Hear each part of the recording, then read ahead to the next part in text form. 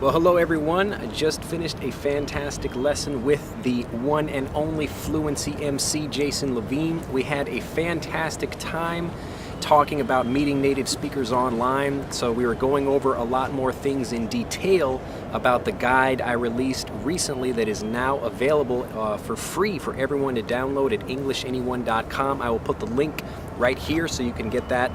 Just click right on that link and it will take you to EnglishAnyone.com, and you can download that important audio guide along with the PDF that will teach you all about how to think and how to get out and meet native speakers. So we just finished that. We were preparing for that for about 1 month. It was really a lot of fun. We had a lot of great students, a lot of great questions.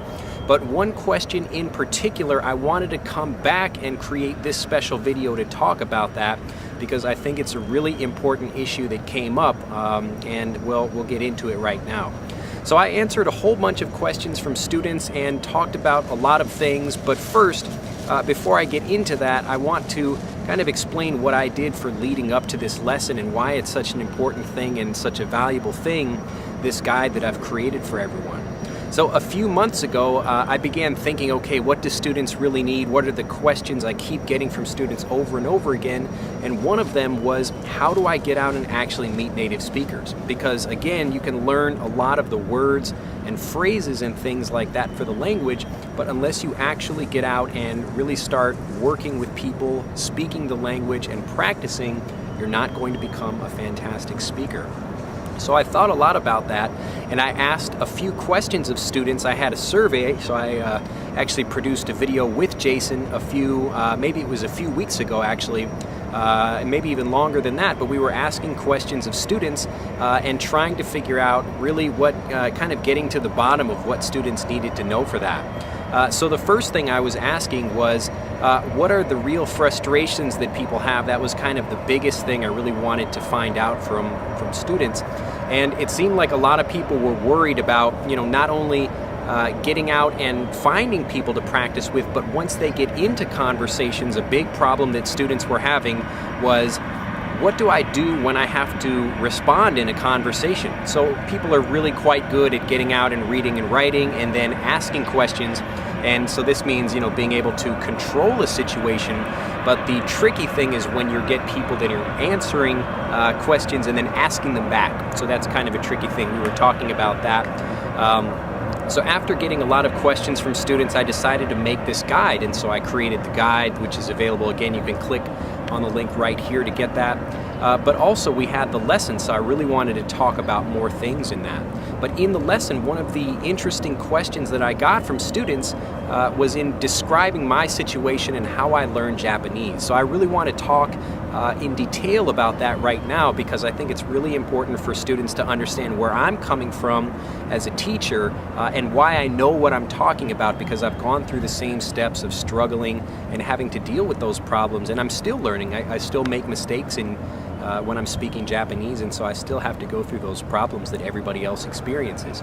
The difference is in something that I talked about in the video today, and that's also in the guide, which is having a really specific, strong goal that will pull you past the mistakes and all of the hard times that you will experience as you're learning to get fluent. If you do not have a very strong goal over here, all of the little errors and mistakes that you encounter, you're going to kind of fall victim to those. You're going to accept defeat and give up. So don't say something like, I want to become fluent, or I want a job, or some other kind of general goal like this. You really have to pick something specific and then really focus on that thing. So that way, when you're actually working and practicing, you will, number one, find lots of great ways to figure that out. Number two, you will find other people that are helping you. And number three, you will be able to deal with all of the problems in stride. We say in English to deal with something in stride. And all this means is that you're able to relax and go through it just like you're sailing through some rough seas outside. So you'll be able to do those things calmly. Now, one of the things I talked about, in addition to having this really strong goal, so for myself, I wanted to learn Japanese gardening, but the even bigger goal, and a thing I'd like to do in the future, is opening traditional Japanese hotels in other countries. So I'm really excited to do that. But I go out and I start talking with people about that, and they get excited and they start talking, and it helps me improve my Japanese. So again, it's a very clear, obvious example of a very specific goal that I have, something I'd like to do in the future, and I can envision it in my head. I can see it, and it's really powerful for me.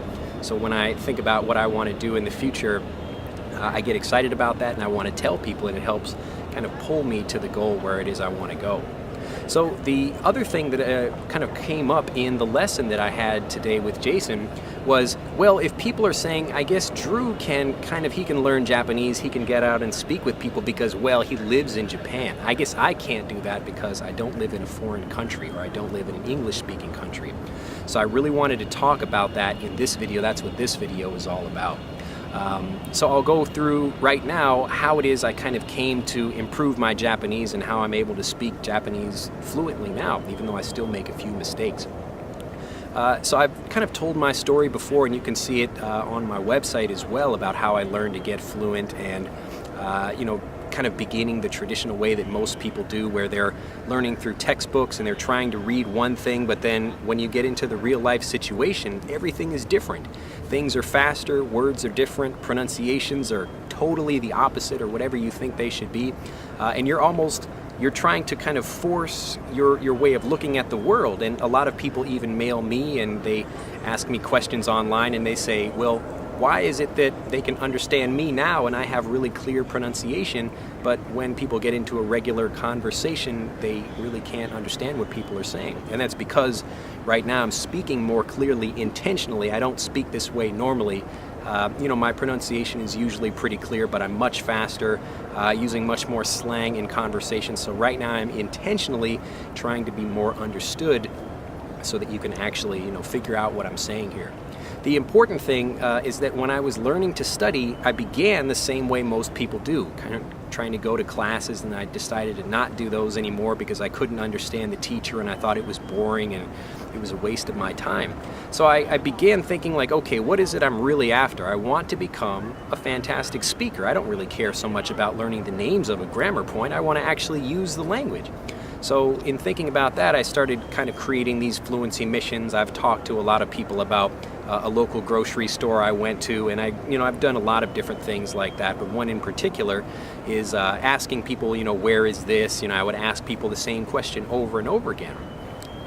So the nice thing about this technique, and this is one of the things I recommend for Master English Conversation learners, whether you're online or in person, is you find something where you can control the outcome of it. So again, it eliminates that fear of feeling nervous because you don't know what somebody else will say to you. So you can ask, where is this? And they just tell you where it is. And even if you don't understand everything, you have a pretty general idea of what the people are talking about.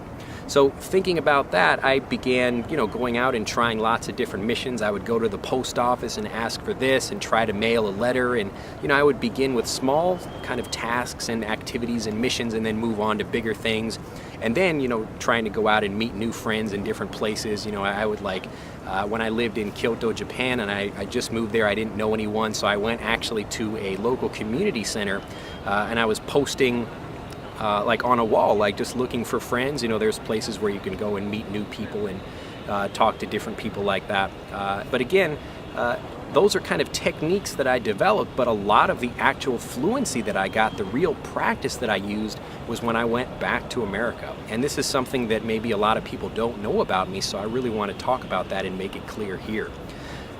So I lived in Japan from maybe 2003 until about 2005 or 6, I think. So about 2.5 years. And then I went back to America for another 2.5 years before I came back to Japan again in 2008.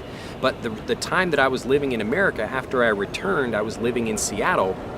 That was the time where I really started using all of the kind of techniques that I got and actually finding more people to practice with. So ironically, my fluency got better when I was in America, and then I was able, when I came back in 2008, to use the skills that I had developed back in America to become a much more confident speaker in Japan.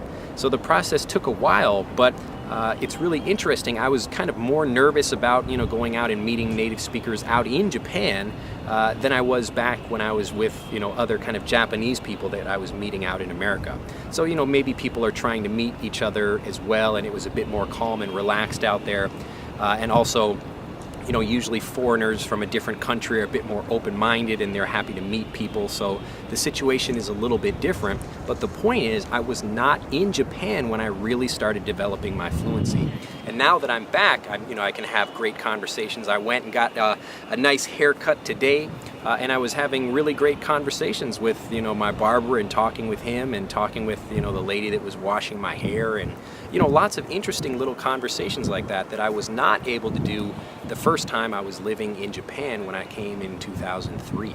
So when people say to me like, well, I guess like you live in Japan, you've got a nice situation where you can go out and practice, the two things I'll mention about that. The first one is that I know so many people, other foreigners that live in Japan, and Japanese people, and people from all over the world that live in America and other English-speaking countries, and they don't speak the language. They don't speak English. So you can't say that somebody coming to another country, just because I'm living in Japan means like, well, I guess I can speak English, or I can speak Japanese. It's just not true. So some people are really good and some people are not, but really the difference is they probably got a goal and then they're actually taking action. That's really what you have to do. You have to go out, and the best way to do that is to have your really strong goal, the thing that you're really passionate about. It's not about trying to pass a particular test like the TOEFL or whatever the test is. That's a specific goal that you might have to do because you've got to pass an exam, to get into college, or to get a job or something like that. But the real thing you want is having a fantastic conversation with people you don't know. Being able to go to some foreign country and speaking with people, and that's really what you're after. So think about those things as you go out and try to practice. And then the second thing that's really important to remember about that is I kind of decided what I wanted. So again, you've got the goal that you have for wanting to practice that's bigger than taking a test. But in my mind, I knew that it depended on me. So it had nothing to do with where I was living. It was all like the kind of person I was and the kind of goals I had.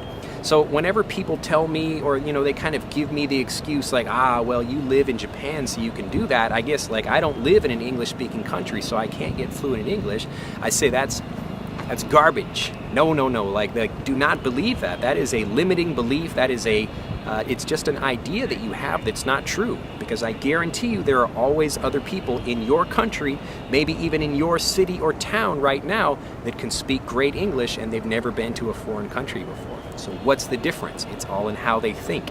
And it begins with having a really fantastic goal.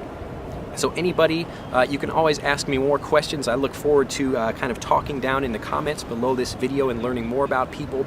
But to help you think about that, just like I do for my Master English Conversation subscribers, my members, every month, I give them a special mission homework assignment to go out and practice.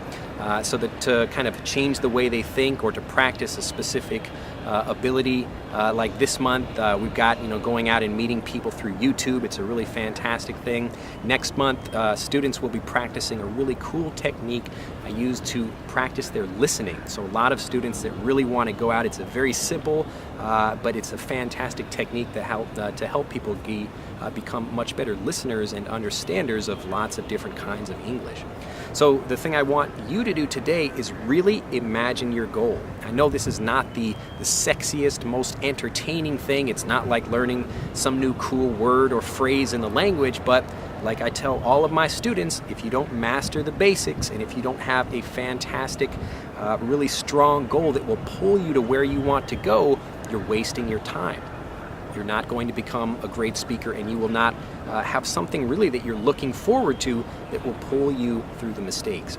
So again, think about your goal. Your special mission homework assignment for today is to really sit down, just kind of in a quiet place, and think about what your interests are, and then think about what it is you're actually trying to get with your English. Be very specific, write it down, and then anytime you make a mistake or you're worried about your English, think about the power of that goal. So decide what you want and focus on that. And if you focus on the thing you want and not the thing you don't want, and just to make sure that's clear, your mind, it doesn't understand the difference between a good thing and a bad thing. That's an idea that you decide after the fact. So if you think something is good or something is bad, your brain doesn't care about that. Your brain only understands focus. So just like water moving downhill, water won't move uphill. It doesn't matter if it's good or bad, water just moves down. So if you can give water a better place to go, you can focus the energy better, then you can focus on the thing you want. So don't focus on the mistake, focus on the fantastic thing you'll get when you finally become fluent. That's what I did, and even when I lived in America or in Japan, it didn't matter. It's the same goal that's pulling me along now. If you have any questions about this, feel free to let me know, but do post in the comment down below. What is your goal? Like, don't just write one sentence that says, I want to become a fluent speaker, because it won't help you. I really want you to take time, maybe like 10 sentences, a whole paragraph. I want you to comment, make a really big comment. It can be like, take up all the space that you can use for YouTube. It's like, I don't know, 250 characters or something like that you can write down in the comments below. So take your time, write that down, and really think about what it is you want. And then make sure it's something you're excited about. Don't just say you want to get fluent. Say, I want to be surfing in California and talking to surfers out there and out there enjoying the sun, just like I am today. I'm out at the park. It's a lovely day. But, you know, anything like that, all the things that you get to enjoy, you know, I'll kind of move the camera around so you can see where I'm at right now. I'm in Nagasaki, and I'm at one of my favorite parks. We'll pan the camera around here and you can see we've got the lovely ocean. We've got some huge boats over here, and it's just a lovely park. There's actually people, you know, flying kites around today, enjoying the day. We've got some families outside. It's just a really nice day. But the whole reason I'm able to enjoy all this is because I have an idea in my mind that's stronger. It's giving me something to focus on more than when I make mistakes. And if you can do that, you can get fluent anywhere in the world. Well, have a fantastic day. Go down below the comments, write down there what your fantastic goal is, something really specific, and be sure to right here click and download the free guide that I've created for you, both the audio version and the PDF, so that you can learn lots of great techniques for going out and meeting native speakers. It will help you with everything: how to think, where to meet people, specific things to say. It's all included in the free guide. Have an excellent day, and I will see you next time. Bye-bye.